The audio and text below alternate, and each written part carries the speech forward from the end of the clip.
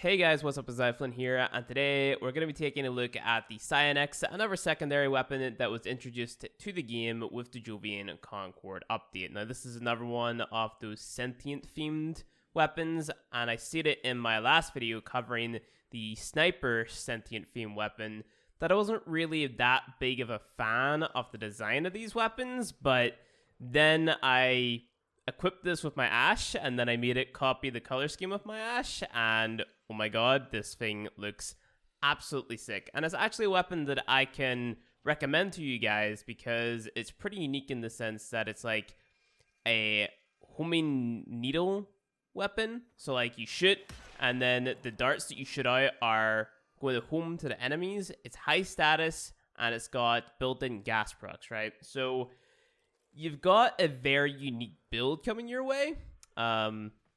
Just playing around with it a little bit, this is the build that I settled on, right? And it's a little bit weird. You got Hornet Strike on there for damage, Borrow the Fusion on there for multi-shot, Lethal Torrent for multi-shot and fire rate.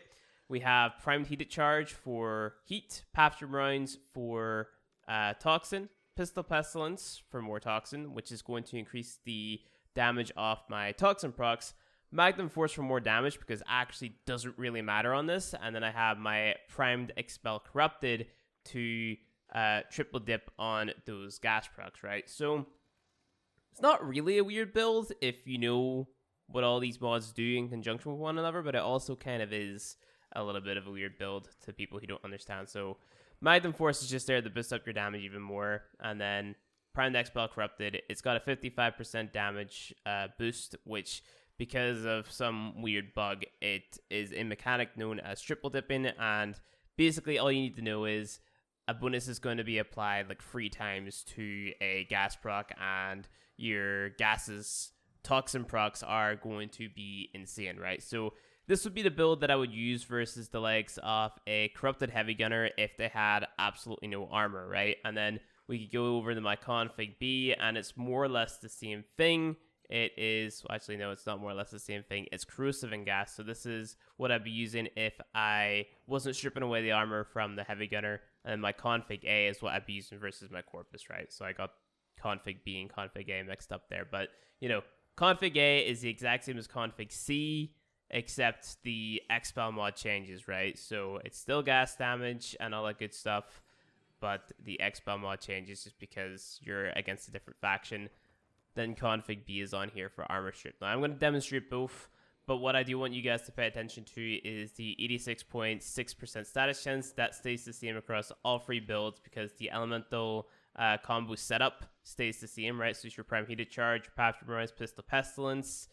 So it's 2 90%, 1 status, and then same for my corrosive build versus the corrupted. It's my corrosive mods, Convulsion, Pathfinder rounds, then Jolt on there. One more status chance, taking me up to 86.6. And obviously, because corrosive has more damage, it's going to be the element that is more likely to proc, but you can still proc gas if you get what I'm saying. So yeah, it's pretty unique. I'm going to show you guys the corrosive one first, because obviously you're not always going to be playing in a group of players who have means to strip away armor. You're not always going to be playing a frame that has a method of stripping away armor. You're not always going to be playing in the group that has 4 times corrosive projection, right? So this here would be the build that I recommend to most people. Now with the Expel mod, you don't have to use your Expel mod. You can run another 60-60 mod, so that's 60% elemental damage, 60% status chance mod. You can run that. You can run 90% damage mod, elemental damage mod. If you want to, you could run Augur Pact if you really, really wanted to, but I would recommend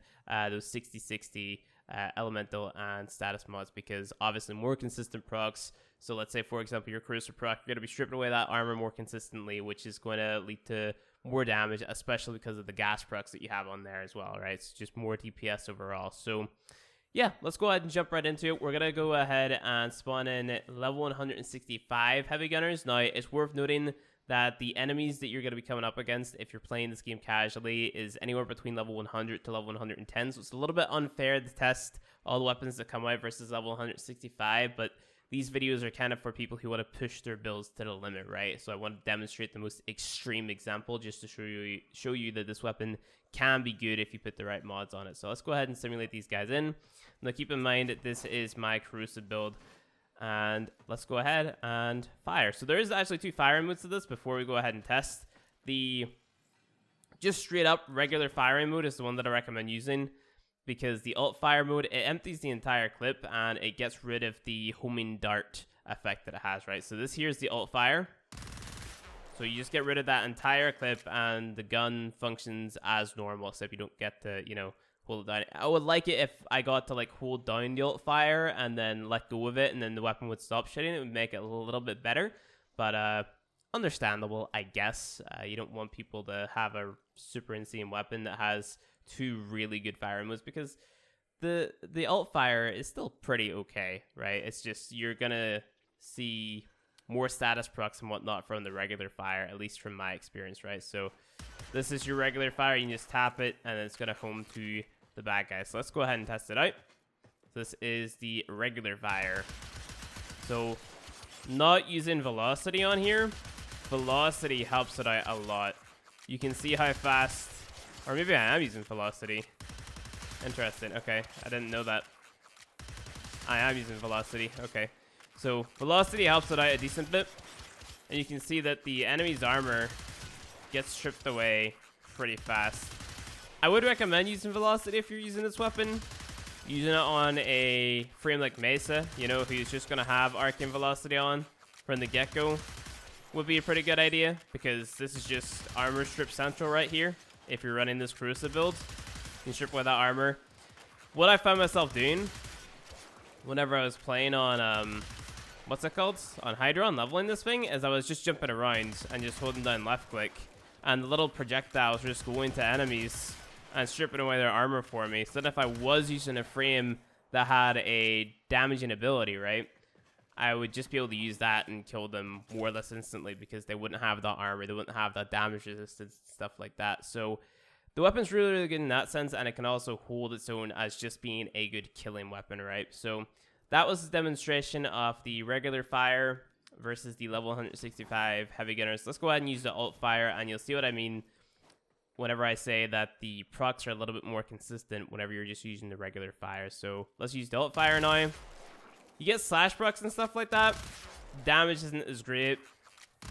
I don't know, something about the alt fire is just pretty like, I mean, if you wanted to burst down an enemy super quick, like you just wanted to empty your mag in the one, sure, but I still prefer that, you know, left click, and then maybe you can use the alt fire to finish them off, kind of like the sniper rifle. So it's all about using a combination of the 2, kind of making it a little bit more unique in that sense, right? Because I noticed that, like, you get more slash procs on the alt fire, and you get more just regular status procs on the regular fire. So I don't know why that is. I need to take another look at the stats, but I don't know, I think it's pretty cool, unique weapon. So we'll jump back and we will get rid of those heavy gunners, and we'll test out the corpus builds so I can show you how good this weapon is at just melting the corpus. So if you're playing any type of corpus content, this weapon, in my opinion, should be one of your go-tos. So this is the corpus builds. Exact same thing, except we stacked up in gas damage, and we swapped up the expel mod to expel corpus, right? So we're going to spawn in corpus techs, and we're going to make 8 of them. Level 165 still. Going to hop on over to them. And we're just going to use the regular fire. Now look at those gas procs. That's 1 magazine of this weapon, and they just drop like flies. It's crazy. So yeah, I love this weapon versus the corpus, no doubt about it. It's definitely one of my favorite corpus killing weapons now.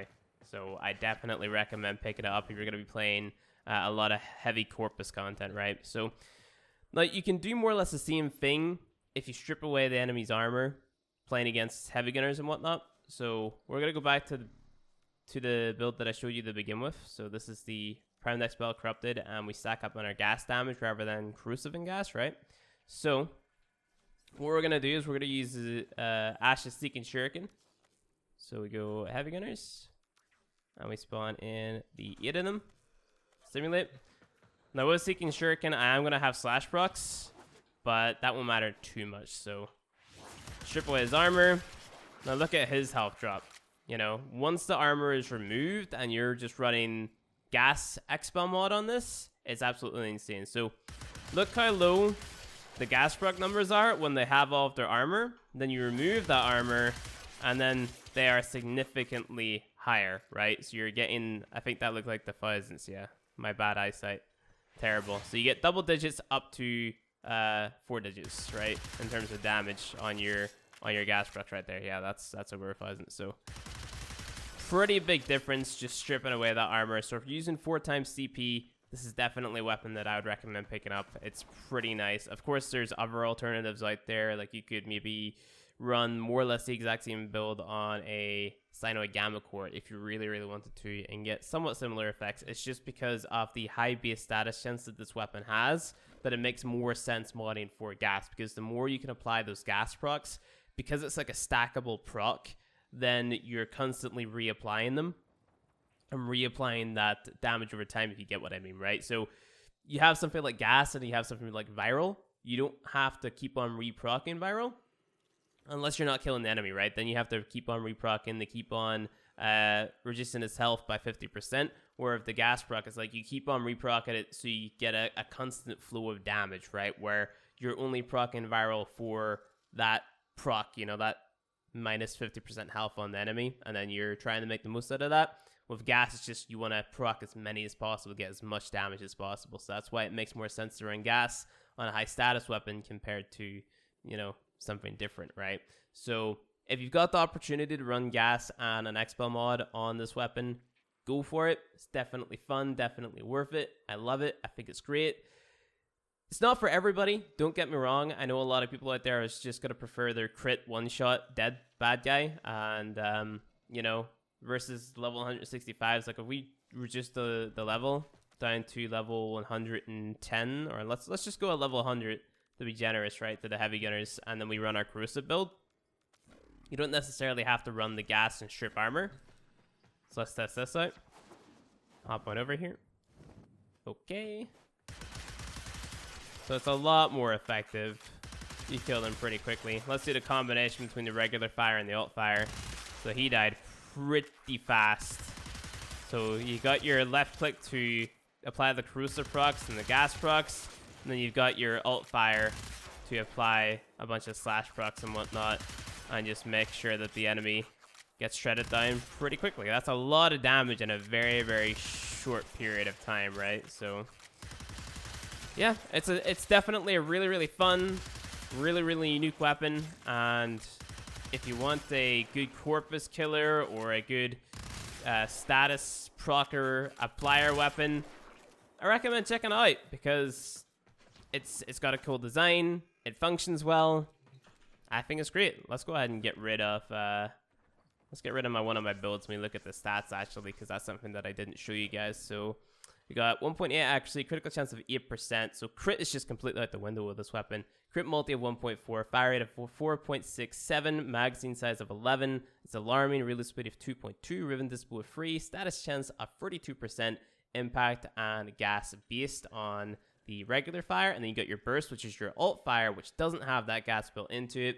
So you got actually 80, critical chance 8, crit multi at 1.4, fire at 10.05, magazine size of 11. It's still alarming, punch through, which is cool, 0.5, reload 2.2, ribbon dispo free, status chance of 32%, and you got that burst trigger, and you got your impact, puncture, and slash on there, opposed to your impact and gas. So you've got the predominant slash on there, which means your slash procs are going to be applying more often. So stay true to use your regular fire to strip away armor, apply gas procs, and then swap to your alt fire for a little bit of burst DPS in there to finish off the enemy a little bit quicker. So that's how I would use the weapon.